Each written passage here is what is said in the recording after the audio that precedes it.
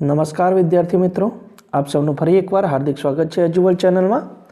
આજે તારીખ છે 28 જાન્યુઆરી 2019।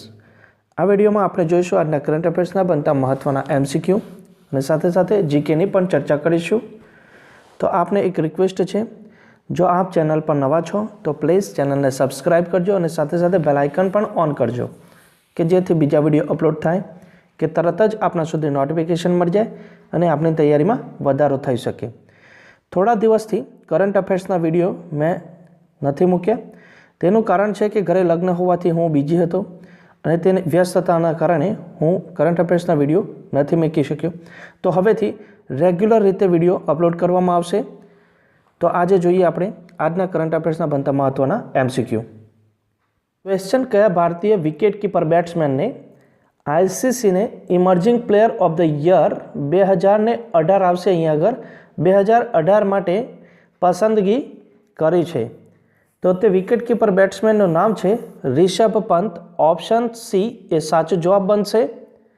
2018માં રિષભ પંતે ઇંગ્લેન્ડમાં શતક લગાવવાળા પ્રથમ વિકેટકીપર બેટ્સમેન બન્યા હતા અને તેના માટે જ આઈસીસીએ emerging player of the year 2018 માટે તેમની પસંદગી કરી છે। આપણે જાણીએ આઈસીસી વિશે, તો સૌથી પહેલાં જાણીએ કે આઈસીસીનું ફૂલ ફોર્મ શું થાય છે। તો આઈસીસીનું ફૂલ ફોર્મ થાય છે ઇન્ટરનેશનલ ક્રિકેટ કાઉન્સિલ। તેની સ્થાપના કરવામાં આવી હતી 15 જૂન 1909ના રોજ।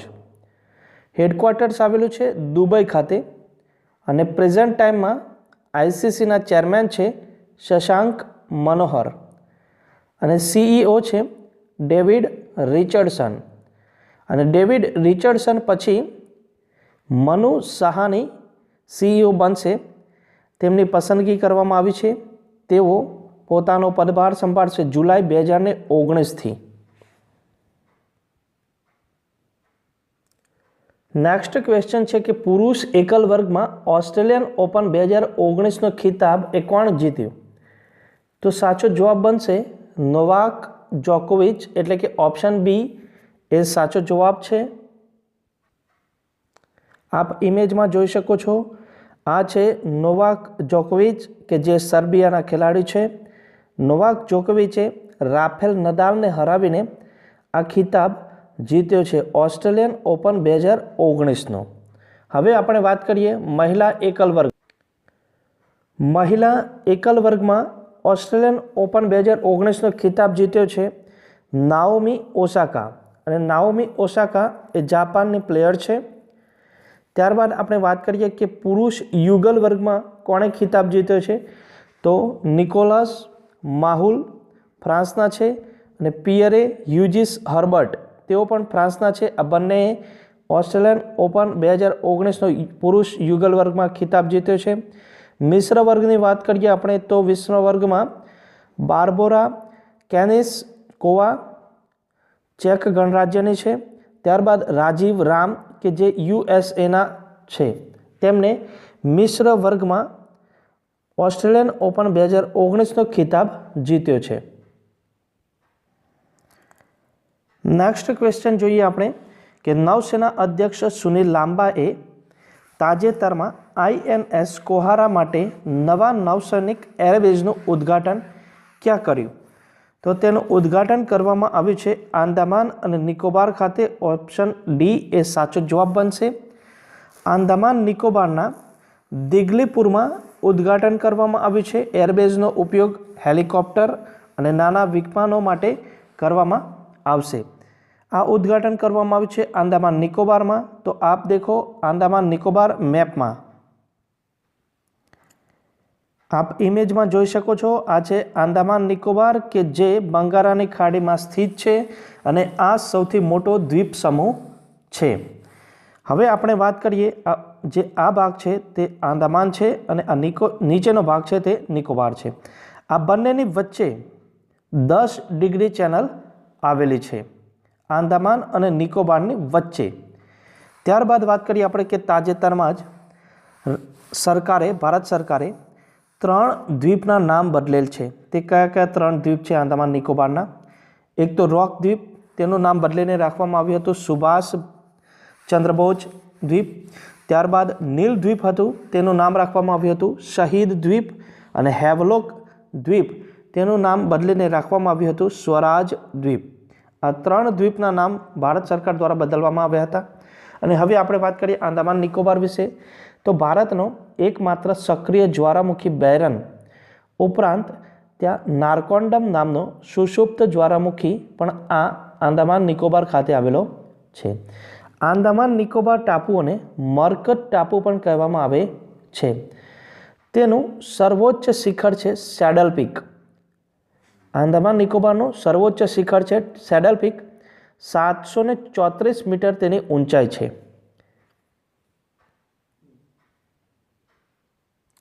નેક્સ્ટ ક્વેશ્ચન છે કે કયા દેશના ખેલાડી જ્હોન બોથાને ક્રિકેટમાંથી સંન્યાસ લેવાની જાહેરાત કરી છે? કયા દેશના પ્લેયર છે તે? દક્ષિણ આફ્રિકા, એટલે કે ઓપ્શન એ સાચો જવાબ બનશે. આપ ઇમેજમાં જોઈ શકો છો, આ છે દક્ષિણ આફ્રિકાના પ્લેયર જ્હોન બોથા.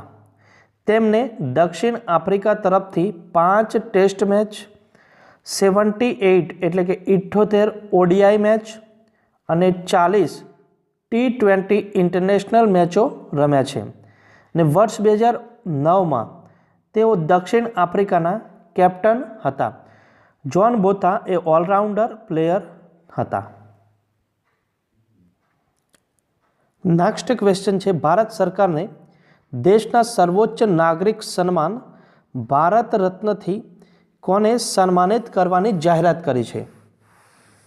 તો સાચો જવાબ બનશે પ્રણવ મુખર્જી, ભૂપેન હજારિકા, નાનાજી દેશમુખ. આ ત્રણેયને એટલે કે ઉપરોક્ત તમામ ઓપ્શન ડી એ સાચો જવાબ બનશે. ભારત સરકાર દ્વારા તાજેતરમાં જ દેશના સર્વોચ્ચ નાગરિક સન્માન ભારત રત્નથી આ ત્રણેય મહાનુભાવોને સન્માનિત કરવાની જાહેરાત કરી છે. તો આપણે એક એક કરીને આ ત્રણેય વ્યક્તિઓ વિશે જાણકારી પ્રાપ્ત કરીએ. આપ ઇમેજમાં જોઈ શકો છો, આ છે પ્રણવ મુખર્જી કે જેઓ કોંગ્રેસ પાર્ટીના છે અને ભારતના પૂર્વ રાષ્ટ્રપતિ છે. તેઓ ભારતના 13મા રાષ્ટ્રપતિ હતા. તેમણે વર્ષ 2012થી 2017 સુધી રાષ્ટ્રપતિ તરીકે ફરજ બજાવી છે અને તેમનો જન્મ થયો છે પશ્ચિમ બંગાળમાં અને તેમણે 2008માં પદ્મ વિભૂષણ એવોર્ડથી પણ સન્માનિત કરવામાં આવેલા છે. ત્યારબાદ આપણે વાત કરીએ આ સિવાયના, એટલે કે ભૂપેન હજારિકા અને નાનાજી દેશમુખ, આ બંનેને મરણોપરાંત ભારત રત્ન આપવામાં આવશે. હવે આપણે જાણીએ ભૂપેન હજારિકા કે ભૂપેન હજારિકા એ પ્રસિદ્ધ ગાયક છે, સંગીતકાર છે, કવિ ઉપરાંત ફિલ્મ નિર્દેશક પણ હતા. તેમનો જન્મ 1926માં આસામ રાજ્યમાં થયો છે. 2011માં તેમનું મૃત્યુ થયું હતું. તેમણે પદ્મ વિભૂષણ એવોર્ડ આપવામાં આવ્યો હતો 2012માં, પદ્મભૂષણ 2001માં અને પદ્મશ્રી એવોર્ડ પણ તેમને પ્રાપ્ત થયો છે વર્ષ 1977માં. આ ઉપરાંત 1992માં દાદા સાહેબ ફાલ્કે એવોર્ડથી પણ તેમને સન્માનિત કરવામાં આવેલા છે. હવે આપણે જાણકારી મેળવીએ નાનાજી દેશમુખ વિશે. તેઓ RSS તથા ભારતીય જનસંઘથી જોડાયેલા હતા.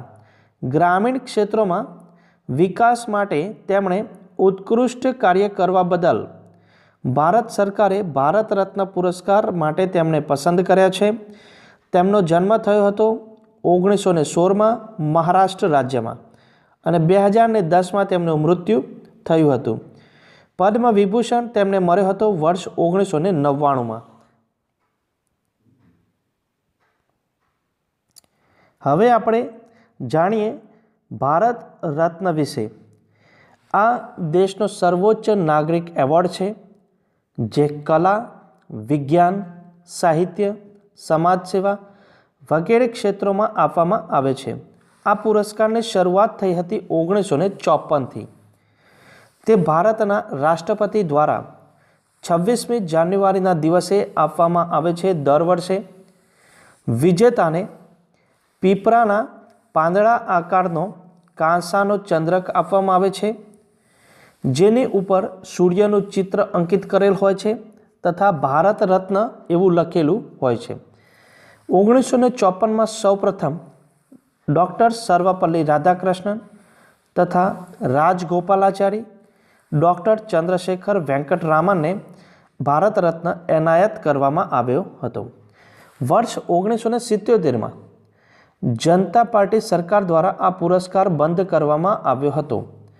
ત્યારબાદ 1980માં સરકારે પુનઃ ચાલુ કર્યો હતો.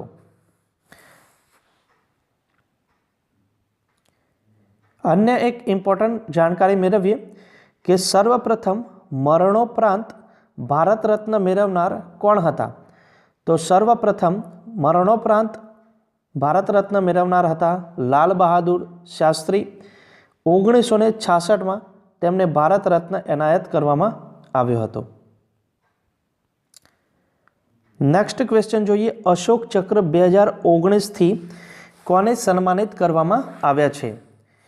તો સાચો જવાબ આવશે નજીર અહમદ વાની, એટલે કે ઓપ્શન એ સાચો જવાબ છે. આપ ઇમેજમાં જોઈ શકો છો, આ છે નજીર અહમદ વાની કે જેઓને અશોક ચક્ર 2019થી સન્માનિત કરવામાં આવ્યા છે. તેઓ જમ્મુ કાશ્મીરના છે. તેમણે મરણોપરાંત અશોક ચક્રથી સન્માનિત કરવામાં આવ્યા છે.